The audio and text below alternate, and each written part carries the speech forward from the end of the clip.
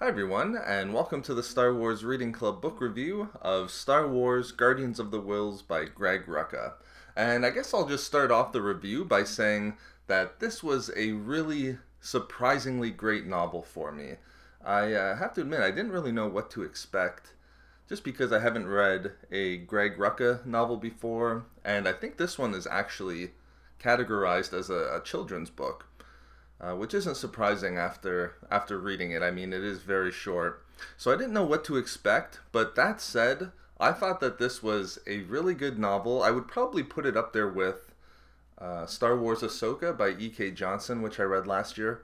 Just in terms of novels that I went into not really knowing what to expect, not having a lot of expectations for, and then coming out on the other side just being really surprised on how great of a novel it was. I was anticipating, of course, there being a lot of information regarding Chirrut and Baze, perhaps some information with the religious order side of the Guardians of the Whills, but we not only got that, but we also got some really interesting, just general Star Wars information, and I think a lot of different events that sets up the events that we saw in Rogue One. I think it set it up very, very well. And as I mentioned, maybe I'll just get into some non-spoiler information to start. But it's a very short novel. I forget exactly how many pages it is. I think just slightly over 200. But the pages aren't really too important. I read it in probably about three hours, maybe slightly closer to 4. But that was with making a lot of notes and doing some other things as I was reading it. I think that you could probably go from start to finish in probably a little bit over 2 hours with this novel. So it is a really quick read. Again, as I mentioned, it just sets up Rogue One very well. The timeline that we're looking at for the novel is roughly 6 months before Rogue One, which in my opinion it was perfect. I mean, that's exactly what I wanted from this novel, a few months out from the movie. But it just sets everything up really well. We got to learn just a lot about Jeddah, which, as we'll see, is one of my favorite planets from the new canon. I was really fortunate. I was really hoping going in that we would see something with the, ancient Force-worshipping religious orders there. We got to see at least something connected there, so I was really happy about that. Of course, we got a lot of information with Chirrut and Baze. A lot of really good stuff there. I really have to tip my hat to Greg Rucka. He was a really good author. I mean, my first novel read by him, and he did just a really good job.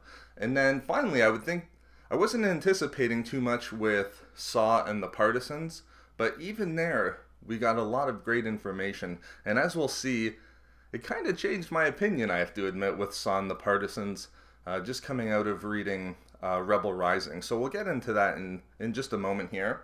But before we get into some of the spoiler information, just in terms of plot, again, we're 6 months out from Rogue One, and really what we're looking at with Guardians of the Whills is, I would say, the story of Chirrut and Baze, just learning how to come to terms with Jeddah, and more specifically the Holy City, under Imperial occupation. So we'll get into some of the plot points, but it's just a really good novel, and again, too, I can't recommend it enough. I checked just before doing the review here. I think you can get the hardcover for about $7 American, which I would say it's definitely worth it at that price, but even if you could just go to your local library, I would say that this is definitely, maybe not somewhere to start with the canon, but I do think that it is a good novel to pick up at some point. Now, just jumping into the characters in the novel, with this one, there's really only one place to start in terms of characters, and that's with Chirrut and Baze. So we'll start just by looking at them. And one of the things that really sort of jumped out by the end of the novel is just the development of the really strong brotherly bond that the two characters had by the end. And I think that Greg Rucka did a great job just developing that throughout the novel. They already started with a strong bond, but I think by the end, what they realize is that a lot of what they're fighting for, and a lot of what they're dedicated to isn't just their beliefs as guardians, but a lot of it is just they're dedicated to each other and really fighting for each other by the end of it. So I like that. I think that Greg Rucka did a great job developing that throughout the novel. We saw it in the movie, There was a lot of funny back and forth between the two characters. I think that was really well done in the novel here.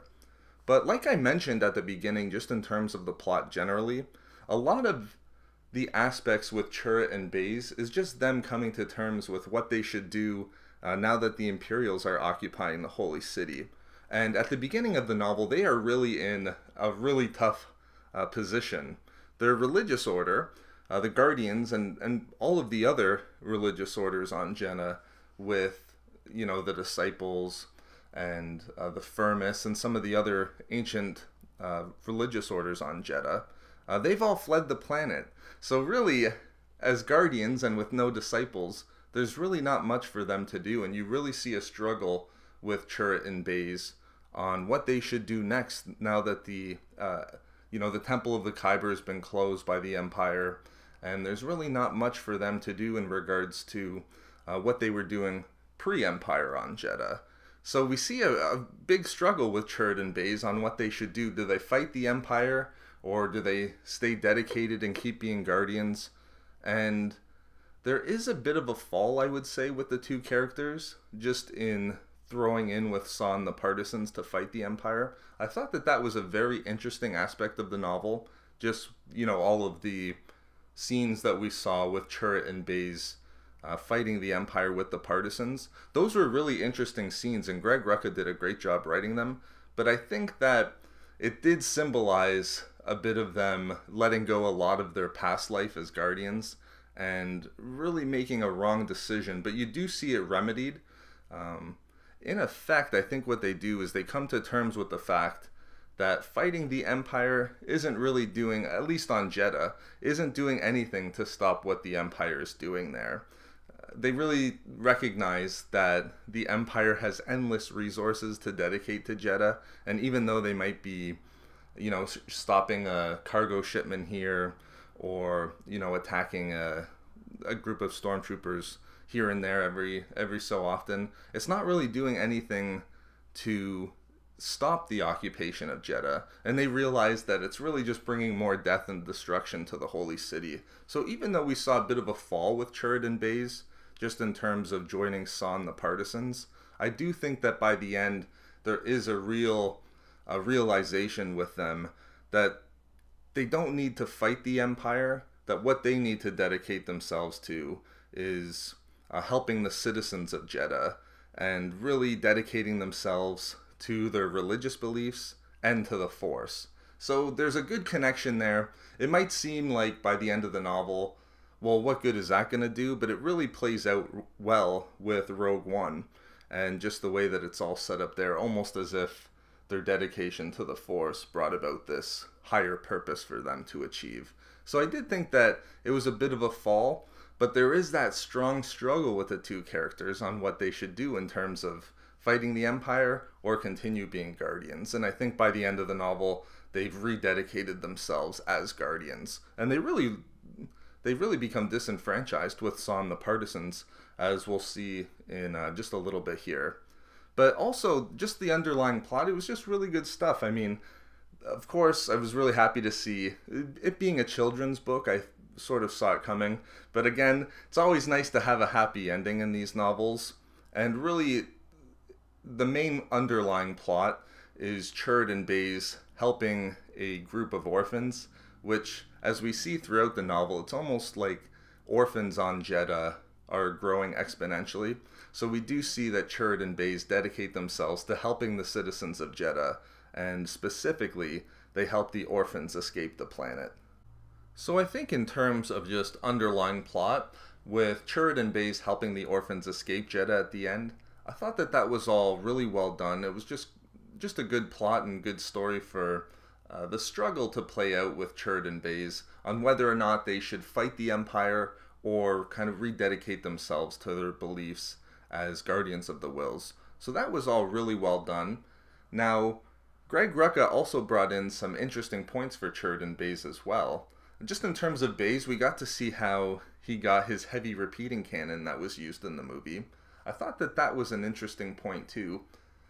I talked about it a bit in my top 5 moments and reveals video, but basically the way that Baze got that heavy repeating cannon is it was stolen from an Imperial shipment, and really what that gun was intended to do, and as they make it clear in the novel, it's not so much a gun as it is a cannon, but that was originally supposed to be used by the Imperials as a type of crowd control against the citizens of the Holy City. So faced with that sort of option with Baze, either let that go into Imperial hands and be used against citizens, or use it himself.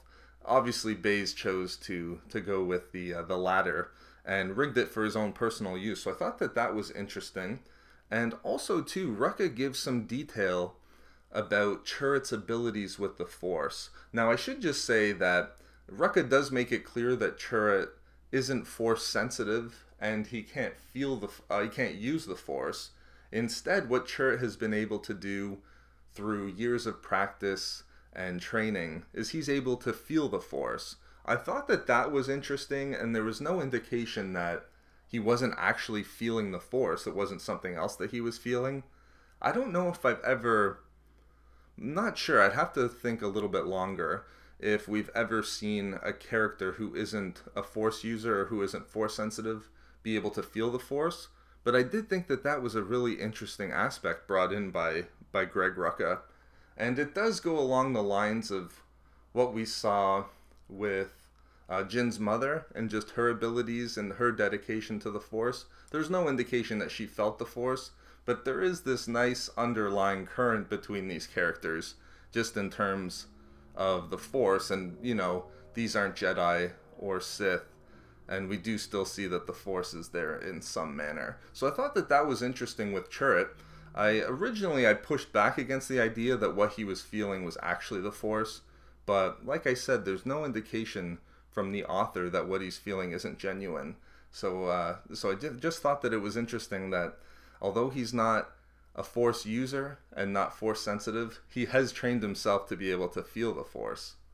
So I would have to say that everything with Chirrut and Baze, the underlying plot of them rescuing the orphans off of Jeddah, and then just seeing their struggle on whether or not they should fight the Empire as part of Saw's partisans, which those scenes were very well done too, or dedicate themselves to being the Guardians like they had been, and then choosing the latter. I thought all of that was very well done by Greg Rucka. Now, moving on to Jeddah and the Holy City, I just have to say that I love, and Jeddah not being a planet, it's a moon, but I just love that setting, and it's probably my favorite planet or moon in the new canon. It's right up there with Jakku in just terms of me trying to mine every important aspect and all the clues on just the moon's history and also its connection to the Jedi. But I think Jeddah is one of those fascinating aspects for me within the new canon. I do think that there's a lot of connections there with the ancient Jedi Order and perhaps in some of the beliefs of the Jedi. We'll get into that in just a second. But in the novel, we saw probably more point-by-point information presented just in terms of some of the ancient Force-worshipping religions and just points on the moon itself. But in the novel, we at least got to see a lot of the names of the Force-worshipping orders and also a bit about their history and practices, and we did get to meet a handful of members, which did personalize it a lot more than what we saw in the visual guide. So I did like that it sort of expanded what Jeddah was in that sense, and I always enjoy seeing a bit about those ancient Force-worshipping organizations. I have my own theories as it pertains to Jeddah and the history of the Jedi Order, but anything that we see in regard to that, I always enjoy quite a bit. So I'm glad that we got to see a lot of that aspect, more of the religious and more of the connections to the Force side of Jeddah, just as much as we saw with the Empire and the partisans and Chirrut and Baze. I really did like some of the outside information that we got on Jeddah. I do find the Holy City to be quite a fascinating aspect, particularly with the Temple of the Kyber. I do hope that we get more there. They might be moving away from, the Rogue One aspects of Jeddah and the Holy City. But like I said, I do have my own theories. I do think that Jeddah is a lot more important. I hope that it does play out in some upcoming materials. And before we leave Jeddah and the Holy City, I do have to say too that Rucka did a great job of showing the hardship of living within the city under Imperial occupation. He really, I mean, it's almost painful to read in a lot of ways, just in demonstrating the difficulty in just the simple things like breathing, just from the extreme buildup of dust. It did add a lot more nuance to the movie, and you really just see the Holy City being just this tough, it's really depressing. It's under Imperial rule, and it's just not this, it's just not a nice place to be, just outside of all the Imperial aspects. So I thought that Rucka did a great job of just demonstrating just how brutal it was for these people within the Holy City on Jeddah.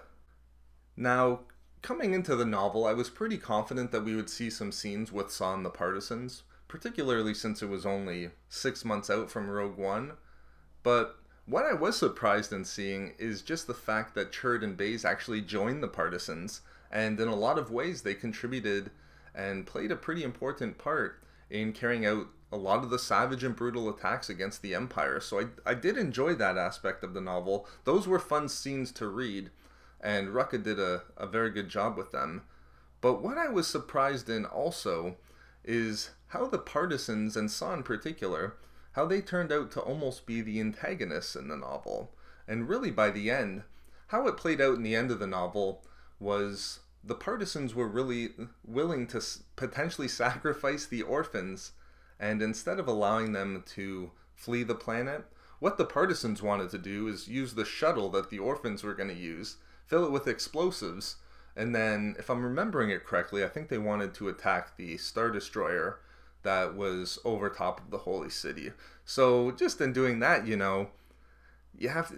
I was questioning myself. I'm like, are they really willing to sacrifice the orphans just to get one simple attack in on the Empire?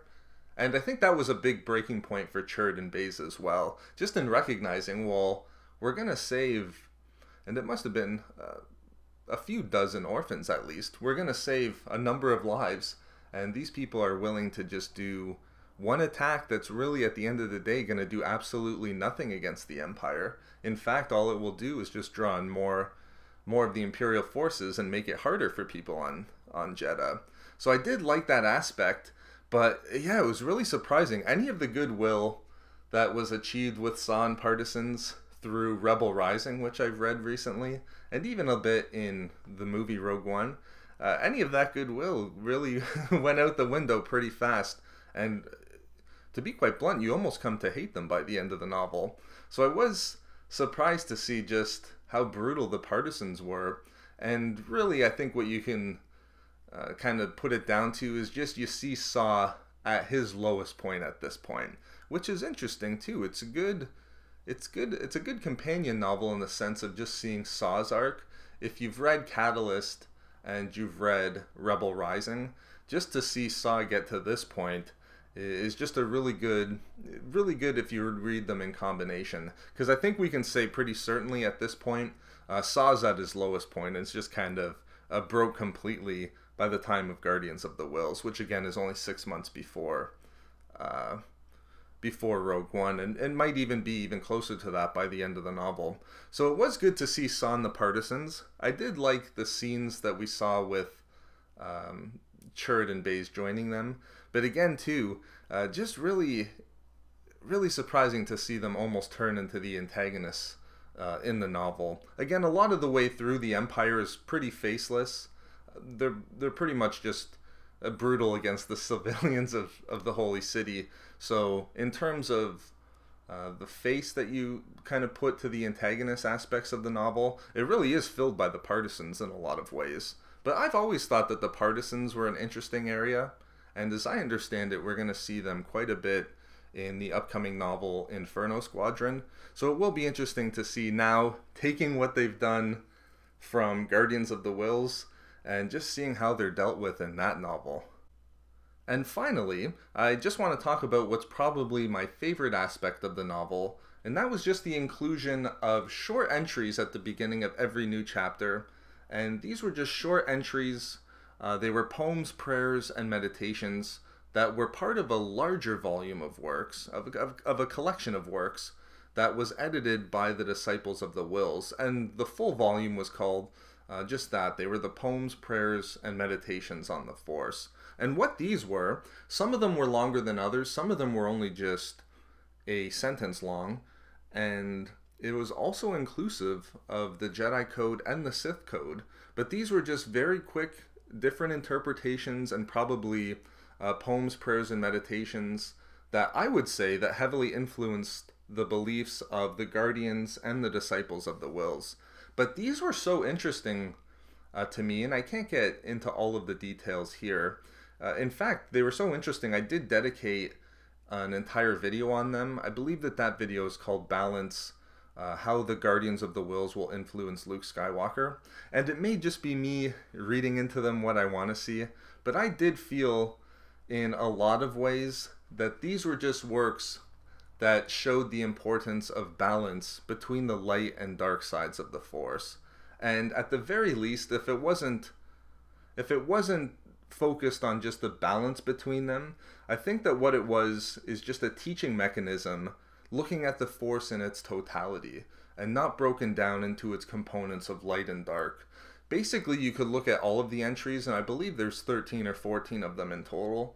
And if you wanted to, you could probably go into each one and break it down on how the totality of the Force is really the focus, not so much just the light and just the dark. And a lot of it, in a lot of ways, is teaching its reader that if you did focus on just each part singularly, like just the light and just the dark, that it's not going to work out well in that way. You really have to look at the Force in its totality. And we knew, I believe it was in the visual guide to Rogue One, but I believe it was also stated in the novel here, that that was Chirrut's belief. He looked at the Force in its totality and did disagree to some extent with the Jedi Order in focusing on just the light side.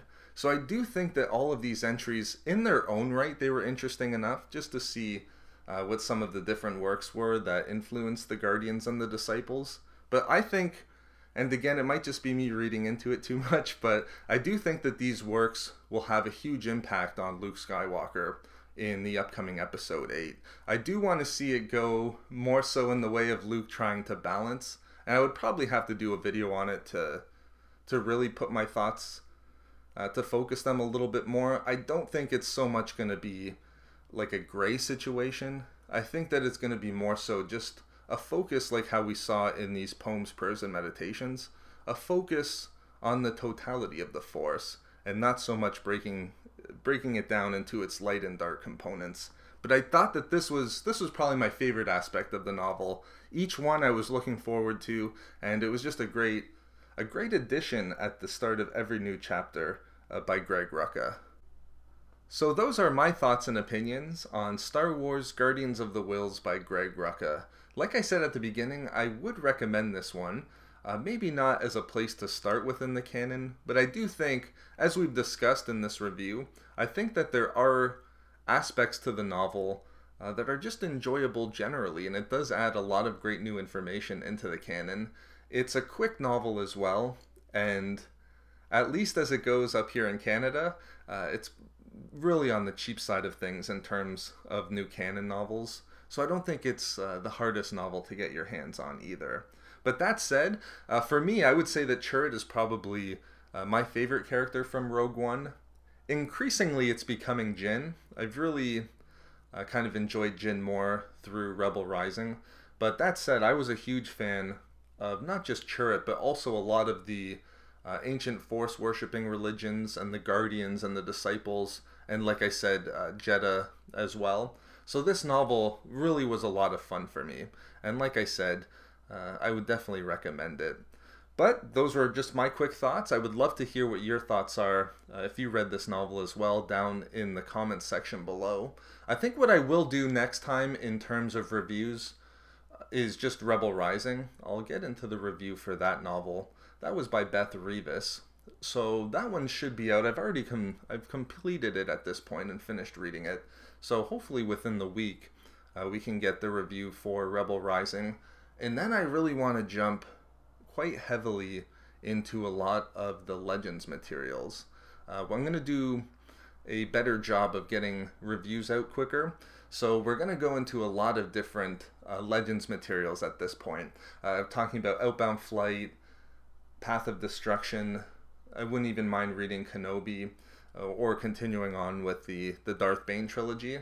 But then, of course, too, in July, we have also another new canon novel coming out with Inferno Squadron. So there's going to be a lot of reviews coming up, and I would like to get more Legends reviews in as well. But if you have any recommendations or suggestions, don't hesitate to leave those in the comments section as well. So again, I hope that you enjoyed this review. I definitely enjoyed Guardians of the Whills. But thank you very much for listening, everyone. I hope that you all enjoy the rest of your weekend here, and I'll talk to you guys again soon. Bye, everyone.